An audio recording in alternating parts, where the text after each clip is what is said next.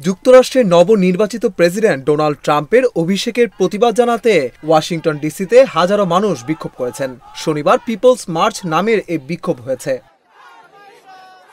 বার্তা সংস্থা রয়টার্স জানিয়েছে, বিক্ষোভে অংশ নেওয়াদের মধ্যে এতে নারী অধিকার ও জাতিগত ন্যায় বিচার সহ নানা বিষয়ে সোচ্চার গোষ্ঠীর কর্মীরা রয়েছেন। তারা বলছেন, ট্রাম্প দ্বিতীয় মেয়াদে প্রেসিডেন্ট নির্বাচিত হওয়ায় তাদের সাংবিধানিক অধিকার ক্ষুণ্ণ হতে পারে বলে তারা আশঙ্কা করছেন। 2017 সালে ট্রাম্প যখন প্রথম মেয়াদে প্রেসিডেন্ট নির্বাচিত হয়েছিলেন, তখনও তার অভিষেকের আগে এমন বিক্ষোভ হয়েছিল। তখন অনেকেই গোলাপি টুপি পরে বিক্ষোভে অংশ নিয়েছিলেন। এবারও অনেক বিক্ষোভকারীর মাথায় গোলাপি টুপি দেখা গেছে। ব্রিটিশ সংবাদ মাধ্যম বিবিসি জানিয়েছে, বিক্ষোভকারীরা এই প্রতিবাদের নাম দিয়েছেন পিপলস মার্চ। 2017 সালে প্রতিবাদটির নাম ছিল উইমেন মার্চ। তবে 2017 সালের তুলনায় এবারের বিক্ষোভে অংশগ্রহণকারীর সংখ্যা ছিল কম।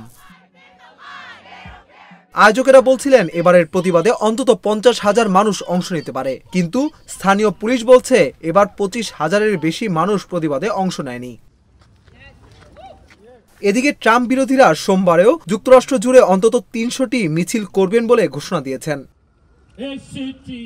সোমবার ট্রাম্পের শপথ গ্রহণ অনুষ্ঠানের কথা রয়েছে। শপথ গ্রহণ অনুষ্ঠান খোলা স্থানে অনুষ্ঠিত হওয়ার কথা থাকলেও তীব্র শীতের পূর্বাভাসের কারণে শেষ মুহূর্তে পরিকল্পনায় পরিবর্তন আনা হয়েছে। উন্মুক্ত স্থানের পরিবর্তে অভিষেক অনুষ্ঠান ক্যাপিটাল হিলের কংগ্রেস ভবনের ভেতরেই অনুষ্ঠিত হবে।